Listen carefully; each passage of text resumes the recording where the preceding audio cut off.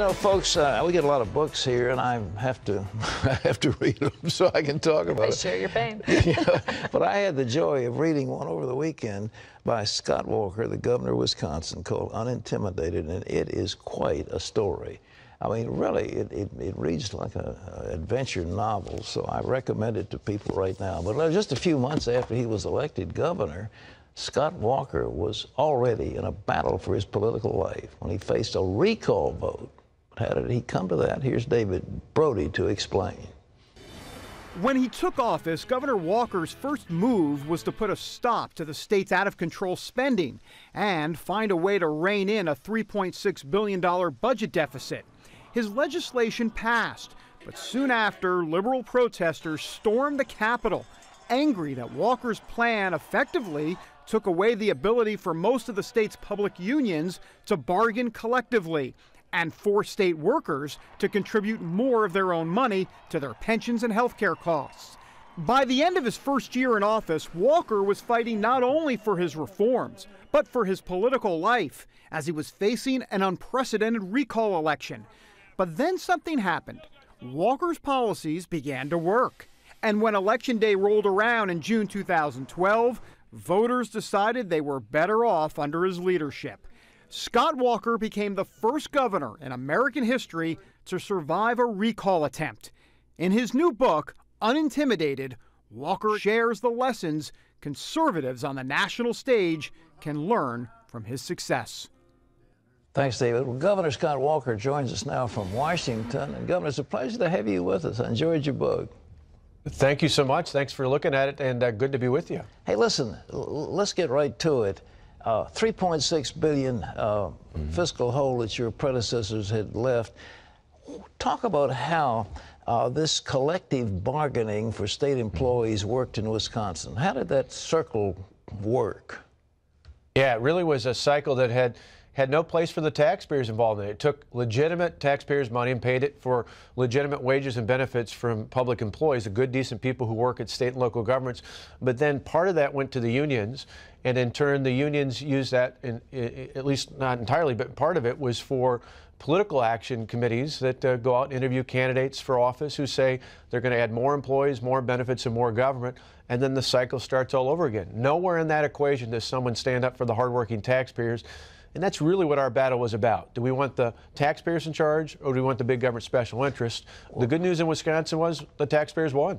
Well, the guys across the table from the unions were those who the unions put in power. That's what you're saying. So it was an incestuous cycle. All right, you were county executive of Milwaukee. What do you call it in Wisconsin? Was it county executive or? That's right. No, it's a Milwaukee County executive, and I'd been that for 8 years, and that was really where I learned just how difficult it was to take on the public employee unions, particularly in local governments. All right. You wanted to change work rules. You wanted to get rid of inefficient workers. You wanted to do some normal things that a business would do, but you had to clear all that with the union bosses. Is that the way it worked? That's exactly right. And oftentimes, even something as simple as to avoid layoffs years ago, we tried to do a 35-hour work week, figuring that we would all share in the sacrifice so that none of our fellow employees had to be laid off. But to do that, I needed the approval of the public employee unions in the county government. And they basically said, forget it. Go off and lay people off. Their sense was I would come back and in a few years be moved on and either be out of office or be somewhere else. And they would help elect someone new who would restore those employees, and they never have to give up their benefits. To me, that wasn't a whole lot of solidarity, because the people who were hurt were the newer, the younger, the young families where people were just starting out in the workforce. And I made certain going forward, those were the people we would protect along with the taxpayers when I took over as the governor. In the news today was an article that Boeing is doing that 777 Dreamliner plane, and they wanted to build it in the SeaTac area in Washington, but the unions said, we are going to hold fast to things, and Boeing said this is going to cost thousands of jobs, and the union leaders said we have a sacred pensions and we have sacred privileges and we're not going to give them up regardless of jobs. Is that the way it was in Wisconsin too? Oh, there's no doubt. In fact, in many ways, it was even worse, not only in state government, but for local governments all across Wisconsin. And it wasn't just about pension and health care benefits. Good example of something that happened before I was in office. Nearly every school district in my state had to buy their health insurance from just one plan, a plan that just happened to be run by the teachers union. Well, since our reform, since we've enacted what's now called Act 10, school districts all across the state can bid out their health insurance. They're saving tens of millions of dollars. That's money that goes right back into the classroom. Well, the whole deal was that you hated labor, you were against labor, that you were a monster, and they poured millions of dollars against you. Where did that money come from that was being spent against you? Well, it came from all around the country. I mean, after the first week or so, we started to see the protests not only from Wisconsin. We could see the signs, we could see the banners, we could see the semi-trucks and buses bringing people in, first from Chicago, but then Washington and New York and New Jersey and elsewhere. And they really heightened things, and it got ugly in many ways. In fact, the introduction showed some of the footage of the protesters, and people certainly knew about that in the recall election. But in this book, Unintimidated, we talk about the real threats, not just the political threats, but the physical threats, even to the point of death threats. I mentioned one death threat that was directed at my wife, where she pointed out that a governor had never been assassinated in Wisconsin, and said, or maybe we should direct our angst at your sons. Our two boys were in high school at the time. And it was just really one of those disgusting things that we don't want to see anywhere in American politics, from the left or the right. And yet that's exactly what was going on in Wisconsin in the midst of this battle. You talked about a time you were running a gauntlet, and the state police was overwhelmed by these protesters, and they were banging on your car, and you were in danger of your life. Was that the way it was? Oh, it was, no doubt about it. We had one point coming out of a manufacturing business in La Crosse where they were literally shaking one of our squad cars that the State Patrol was in with me. But other examples, I mean, the book talks about the Catholic elementary school I went to go read at in the central city of Milwaukee, where protesters, before I got there, literally glued the doors shut. Or probably one of the most egregious was when I was out on the mall around the Capitol, the square that we call it in our state, where we were going to do a special ceremony for the Special Olympics with law enforcement as a way to kick things off for their event. And literally hundreds of protesters dressed as zombies came out and got between me and the athletes. And in the end, I think it had the reverse effect, that people in my state and across the country said, we're not like this. We would never stoop to something like this. And that was one of the moments that started to turn the tide, I think, in our favor. You were, well, of course, you were critical of the way Romney ran his campaign. He came into Wisconsin, and you have some advice for what he should have done and for any future candidate on the national scene. How did he miss it? Yeah, in the book, I read a whole chapter on this because I think Mitt Romney would have been a great president. He's a great man, but his campaign, I think, gave him poor advice. The day after the recall election, I said, if he came in and showed that the R next to his name stood not just for Republican, but for a reformer, he could win in a battleground state like mine. Unfortunately, for whatever reason, his campaign decided it had to all be a referendum on Barack Obama, and so there was a void out there that his opposition filled in.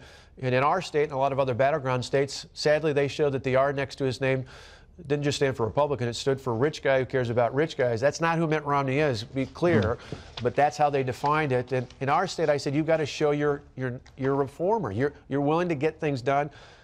Amazingly, there were about one out of 6 voters in my state who voted for me, and then a few months later voted for Barack Obama, which may seem odd, but in both cases, I think they were looking for leadership. Your policies were successful. You've been able to put in reforms, and the budget hole has been closed. The budget is balanced, and you now have a surplus. Is that the way it was? Yeah, we took a $3.6 billion budget deficit. As of the end of June, the end of our fiscal year, we had just shy of a $760 million surplus that allowed us to cut property taxes for the 3rd year in a row, overall cut taxes by $1.5 billion, see our unemployment rate go from 9.2% 4 years ago to about 6.5% right now. It is a remarkable turnaround. We're not done yet, but because of those tough but prudent decisions we made, it really paid off. And one of the other lessons I talk about in the book for other states and even our friends in Washington is that we focused on was not austerity. Austerity would have been cutting things across the board. Instead, what we did was use real reforms to make the government work better, and that in turn helped us balance our budget. Well, it was a beautiful story, and you tipped your hat to our friend Mitch Daniels in there in Indiana, who was sort of a role model for you. He did a great job there, and you did the same thing. So. Thank you. Listen. Yeah, Mitch is a good friend and a great mentor for me and a lot of the governors that were elected in 2010. Well, we wish you the best. How long is this term you're in for now? Are you can you run again, or are you limited?